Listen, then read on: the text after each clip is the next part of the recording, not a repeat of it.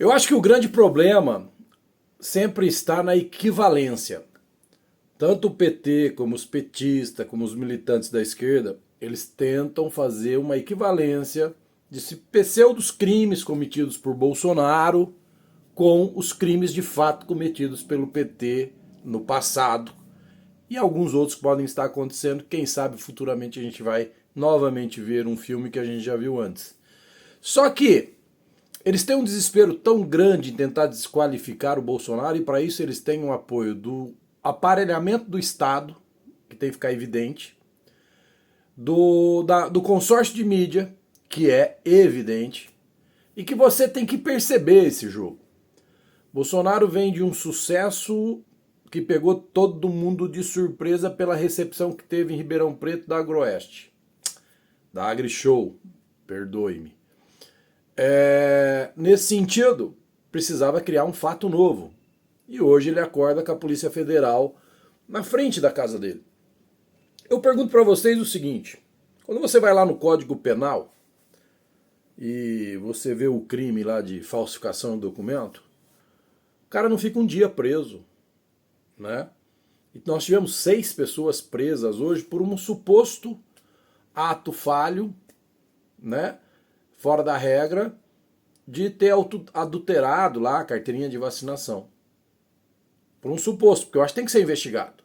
Eles querem mesmo, e é aí onde eles erram, que eu acho, é fazer essa equivalência. Que os crimes de tirar o ovo da galinha são iguais aos crimes de matar a galinha e o galinheiro todo, como o PT já cometeu. E é aí que eu acho que eles pisam na jaca. Porque, veja bem, Bolsonaro, ele tem uma tranquilidade. Você viu ele ali na hora da polícia, pegou ele. Você viu depois na entrevista num programa de rádio, na hora do almoço. Ele fala. Ele fala de uma forma como se ele não tivesse nada a esconder. Não vamos esquecer pós-eleição. Esquece antes da eleição, tantas coisas que foram criadas, inventadas, e hoje nós estamos vendo cada vez mais que é mais mentira. Né? Desmatamento da Amazônia. Nos primeiros dias de governo é o maior da história. E antes o Nero da Amazônia era o Bolsonaro. Para dar um exemplo. Mas vamos pegar pós-governo eleito, Lula, criaram a narrativa das joias. Só que ninguém se preocupou em explicar que só foram saber das joias porque elas já estavam na receita. Só isso. Isso que eles não souberam explicar. Jogaram uma cortina de fumaça quando a rede social começou a demonstrar um comparativo do que o Lula levou de bens e depois teve que devolver e do que o Bolsonaro tinha ganhado lá as joias da Arábia. Não pegou, não virou. Né? Então eles ficam criando fatos novos, cortinas de fumaça. Cortinas de fumaça, talvez, para que você se preocupe em prestar atenção no que eles estão falando e não preste atenção no que está acontecendo aqui do seu lado da esquerda. Que não está acontecendo nada do que eles prometeram. Não tem picanha, não tem água de São Francisco, está lá cortada a água. A luz está ficando mais caro, o mercado está ficando mais caro. A gasolina, o óleo diesel está um absurdo. Né? As relações internacionais estão meio contaminadas. Né? Com essa tendência de ficar do lado dos países de esquerda, isso vai causar um problema muito sério para o Brasil. Né? Então, quer dizer, nada do que eles falaram, nada do que eles disseram está acontecendo. A gente começa a entender que é um jogo de permanência de poder. Ato do dia 8 de janeiro, por exemplo. Eles queriam a CPI em 24 horas, 48 horas depois eles começaram, quando os vídeos começaram a vazar nas redes sociais, eles foram contra a CPMI. Lutam contra até hoje. E agora, como é inevitável, porque tanto o ministro da Justiça deles, o comunista Dino, e também o chefe do gabinete de segurança do presidente da República estavam dentro da cena do crime. Né? Um estava dentro, o outro tinha todas as informações de que aquilo ia acontecer. E tem muitos mais vídeos. O senador Durval falou ontem num programa. Ele explicou e ele alega que o ministro da Justiça chantageou o PT para comandar o Departamento de Justiça do Brasil, porque esse ministro tem mais de 200 processos de corrupção. E é o ministro da Justiça. É o cara que está indo na televisão falar que tem que regular as redes sociais para o bem da democracia brasileira. Uma democracia que até agora não o colocou na cadeia. Uma democracia que até agora tem uma certa vagareza para julgar processo deles dos companheiros. Essa democracia para eles serve, mas não é a democracia que eu quero e não é a democracia que você quer. Né? De supostos crimes que ele possa ter cometido, que tem que ser investigados, que podem o colocar na cadeia de fato. Né? Ou, no mínimo, deixar ele inelegível e não poder ter um cargo de ministro. Então tem muita coisa para explodir, tem muita coisa para estourar. E isso deixa eles meio nervosos, porque eles ainda não têm o domínio principal, que é você, o povo. Eles não dominam o povo. O povo está pegando fogo, a brasa não apagou. Essa é a grande preocupação. Isso que faz eles ter um quesinho ainda de cuidado. Porque nós temos um presidente que não pode andar em voo comercial, para resumir bem, e nós temos um ex-presidente genocida, incendiário, criminoso, que anda nas ruas em voo comercial e é aplaudido por todo mundo. E é aí que está o ponto, gente. É aí que vocês têm que entender. Esse jogo, ele está no começo. O sistema, o aparelhamento do Estado destruiu todas as possibilidades que deixariam mais fáceis o Brasil realmente caminhar para um lado da direita, para um lado de ser mais conservador nos seus direitos e valores.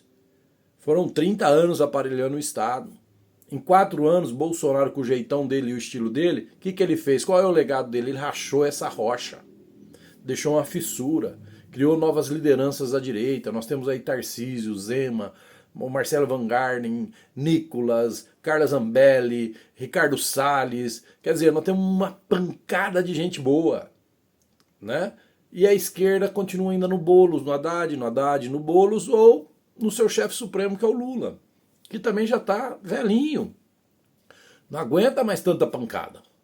E aí entra o desespero deles. Aí entra o grande medo que eles têm. Então eles ficam criando narrativas com apoio da... Eu pergunto, mesmo que seja... Eu acho que tem que ser investigado. E se cometer um crime, precisava chegar a Polícia Federal na casa do cara, de um ex-presidente, prender pessoas que têm endereço reconhecido, não tem ficha criminal, que nunca passaram por uma delegacia, porque os que foram presos são esse perfil de gente, de pessoas.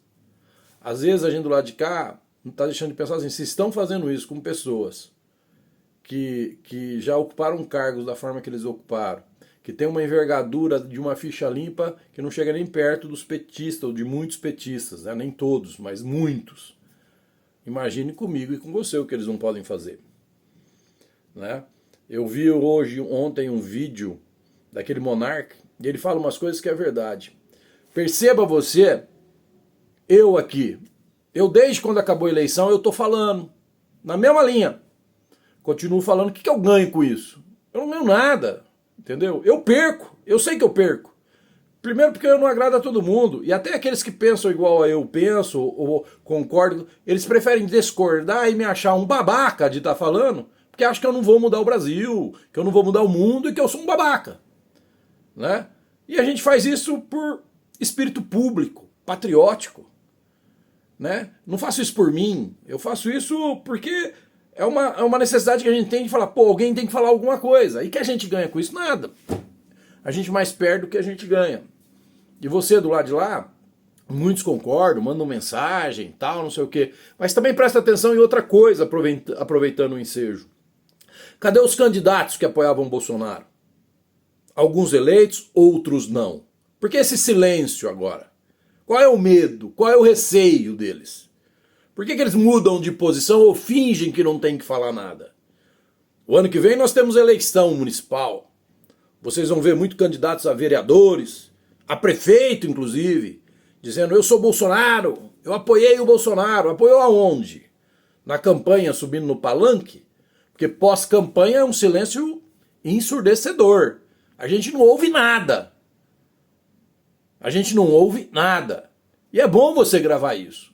Porque agora era a hora de estar falando. Porque posição você não muda por conveniência. Eu não mudo a minha. Todo mundo sabe aquilo que eu faço e aquilo que eu falo. E eu não me calo por isso. Eu não me calo por estar num cargo de servidão pública. Eu não me calo porque pessoas forem de forma desonestas cerceadas dos seus direitos de rede social. Eu também fui. Outras foram até presas. Nós temos velhinhos presos ainda, nós temos velhinhas presas, nós temos mães de família, pais de família presos. Anderson Torres está preso. E o coronel do GSI, que estava lá dentro da cena, está solto. E aí eu vou me calar, vou me acovardar? Porque não é nem questão de coragem. Isso não é o tipo de coragem que me dá alguma coisa. Mas pelo amor de Deus, você tem que prestar atenção nisso. Você tem que prestar atenção que isso vai atingir todo mundo. Você tem que prestar atenção em quem fala sempre e defende a sua posição sempre e de quem se cala quando é conveniente. Você precisa começar a prestar atenção nisso, porque senão a gente não muda o Brasil. É sempre oportunistas, é sempre gente certa na hora, gente errada no lugar certo e na hora certa. E pessoas certas que não pensam em ambição política, que não ocupam os seus espaços, que talvez seja até um defeito por isso, perdendo espaço para esses fantoches de momento. Porque hoje o que falta é isso. Né? Porque o Bolsonaro ele não conta com uma base de apoio hoje, que nem ele contou na época da eleição. Por que será que vocês acham? Porque as pessoas começam a ver seus interesses, começam a ver suas prioridades políticas, que já não é mais aquela prioridade de defender um presidente que defende os valores que a maioria das pessoas que recebem ele, como recebem hoje no aeroporto, na rua, defendem e querem ver no Brasil. E aí eles sabem que esse povo vai esquecer que o ano que vem, nas eleições, o cara vai botar a carinha dele num vídeo de novo, mostrar fotinha com o Bolsonaro, discurso com o Bolsonaro, e você vai esquecer que de lá pra cá ele ficou quieto, ele não falou mais nada. Ou seja, na hora da guerra ficou no quartel, embaixo da cama, e o pau comendo solto lá fora. Então, isso tudo que a gente vê acontecendo com o Bolsonaro, eles correm um outro grande risco também. O risco de fazer de fato ele de um mito. Porque eu sou apoiador do governo Bolsonaro, sou de direita, mas eu nunca denominei Bolsonaro de mito. Mas a esquerda vai conseguir fazer do Bolsonaro um mito. Bolsonaro teve alguns erros de governo que o Tarcísio demonstra hoje, até porque talvez viu o Bolsonaro sofrer muito, que ele faz com muita habilidade. Ponto, ponto. Mas um dos grandes erros que eu acho que o Bolsonaro cometeu foi ficar falando tanto do Lula. Lembra? Qualquer coisa ele falava do Lula. Ele acreditou na polarização entre ele e o Lula, mas ele nunca imaginou que o sistema ia operar tão forte. Deu no que deu. E o Lula e o PT hoje fazem a mesma coisa. Eles só falam do Bolsonaro. Eles querem colocar culpa no Bolsonaro de coisas que não tem nada a ver com o Bolsonaro, como do dia 8 de janeiro. Agora eles pegam a possibilidade de uma carteirinha falsificada de vacinação e fazem disso um crime de equivalência ao rombo de bilhões e bilhões roubados da Petrobras pelo PT. Eles querem que a gente faça essa... Eles querem colocar um no mesmo nível que o outro. Não, um pegou o ovo, comeu o ovo, o outro roubou a galinha e o galinheiro todo. E a gente não pode cair nessa armadilha. Eu acho que a gente não deve cair nessa armadilha. A gente tem que prestar atenção. Repito, para mim isso hoje foi uma cortina de fumaça para não darem divulgação da recepção que o Bolsonaro teve em Ribeirão Preto. Porque é assunto para repercutir 3, 4 dias. Com esse fato da Polícia Federal na casa do Bolsonaro, mudou o foco.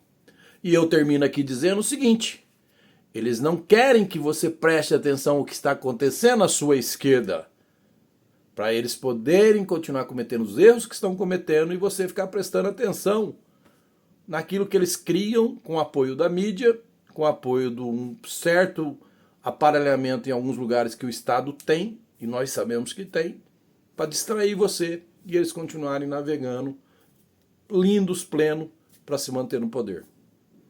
Então fica essa dica de hoje e volto também aqui te cobrar. Lembre-se de quem está calado hoje, porque já dá sinais de que quando chegar lá, não vai defender o que você quer, vai defender o que lhe interessa. Valeu!